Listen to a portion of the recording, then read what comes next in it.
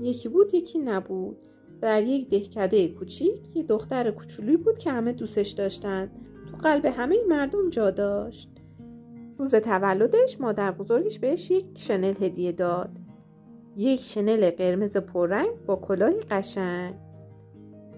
دخترک وقتی شنل دید خیلی خوشحال شد. داد زد گفت به به، خیلی ممنونم مادر بزرگ. دیگه بدون شنلش از خونه بیرون نمی رفت. این شد که مردم دهکده اسمشو گذاشتن شنل قرمزی. یه روز مادرش صداش کرد گفت دخترم، مادر بزرگ سرما خورده.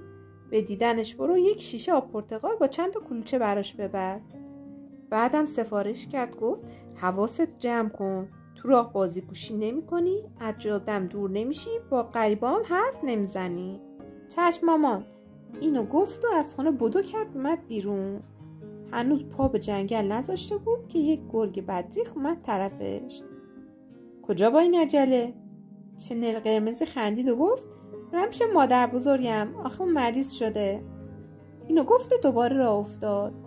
گرگ بدجنسم از پشت سر اومد، دهنش تا آخر باز کرد و خواست شنل قرمزی رو قورت بده که یک دفعه صدای فریادی بلند شد. ایست!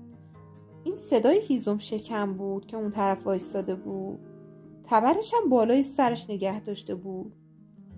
گرگ تا صدای هیزم شکن رو شنید پا به فرار گذاشت. شنل قرمزی هم از بس حواسش پرت بود نفهمید هیزم شکن جونش نجات داده. رفت و رفت تا رسید به این دشت پر از گل.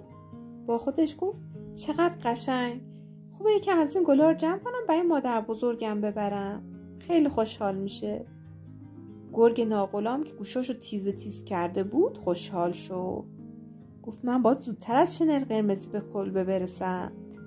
اول مادر بزرگشو میخورم بعد خودشو. وقتی شنل قرمزی مشغول چیدن گل بود، آقا گرگی با عجله خودشو رسوند به خونه مادر بزرگ. تق تق. کیه؟ گرگ با صدای مثل دختر بچه ها گفت منم شنل قرمزی. مادر بزرگ در باز کرد، اما یه دفعه چشمش به گرگ افتاد. با چشمای تیز و براقش بهش نگاه میکرد. الان تو رو درسته قورت میدم. گرگ گرسنه اینو گفت و مادر بزرگ رو یه لقمه چپ کرد.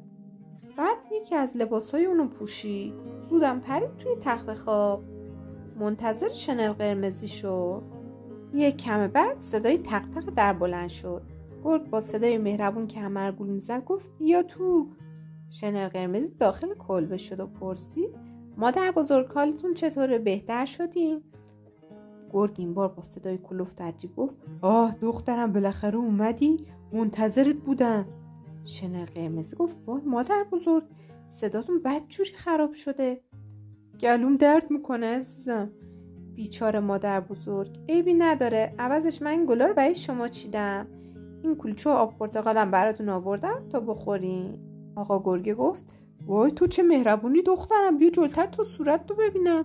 شنل قرمزی به تخت خواب مادر بزرگش نزدیک شد. یه نگاهی به مادر بزرگش کرد و داد کشید وای مادر بزرگ چه گوشای بزرگی داری. چه بهتر عزیزم، چون با اونا صدای تو بهتر میتونم بشنوم. وای مادر بزرگ چه چشمای بزرگی دارین. چه بهتر عزیزم، چون با اونا صورت زیبای تو رو بهتر میتونم نگاه کنم.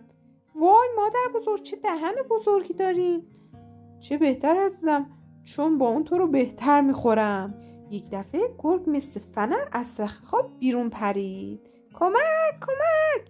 شنل قرمزی میخواست با جیغ داد همه رو خبر کنه، اما گرگ اونو یک لقمه بزرگ کرد و قورت داد. خوشمزه بود، شکمم پر شد، حالا دیگه برم بخوابم. گرگ بدجنس به پشت روی تخت خواب افتاد و شروع کرد به خور و پف کردن. صدای خور و خورش انقدر بلند بود که توی کل جنگل پیچید. به گوش یه شکارچی رسید. شکارچی فکر کرد صدا از کلبه میاد. بعد خودش رو به کلبه رسوند. آهسته و یواش در رو باز کرد. دید یک گرگ بزرگ روی تخت خواب افتاده. شکمش هم مثل بادکنک باد کرده. صدای شنل قرمزی و مادر بزرگش بود. شکارچی فهمید که آقا گرگ بدجنس 2 نفر قورت داده. با خودش گفت اونا هنوز زنده‌ان، باید نجاتشون بدم. یه قیچی تیز و بزرگ آورد و قرچ قرچ شکم آقا گرگه رو برید. مادر بزرگش و شنل قرمزی پریدن بیرون. خیلی ممنون آقای شکارچی، خیلی ممنون که ما رو نجات دادین. عجب حیوان بدجنسی، باید ادبش کنیم. رفتن یه عالم سنگ آوردن و شکم آقا گرگه رو پر کردن. بعدم مادر بزرگ با نخ و سوزن شکمشو دوخت. بیایم بریم یه گوشه قایم بشیم ببینیم چی کار میکنه. اونا از خونه بیرون رفتن، پشت سبزا قایم شدن، منتظر موندن تا آقا گرگه از خواب بیدار شد. به به، عجب خواب خوبی بود. چرا شکمم انقدر سنگین شده؟ گرگ دستشو گذاشت روی شکمش و از کلبه بیرون اومد. چقدر تشنمه، برم کم آب بخورم. اما تا سرشو خم کرد که آب بخوره، با شکم افتاد توی چاه. گرگ غرق شد و مرد. همه از مردنش خوشحال شدن. بعد با پرتقال و کلوچه‌هایی که شنل قرمزی از خونه آورده بود جشن کوچیکی به راه انداختن. خیلی بهشون خوش گذشت.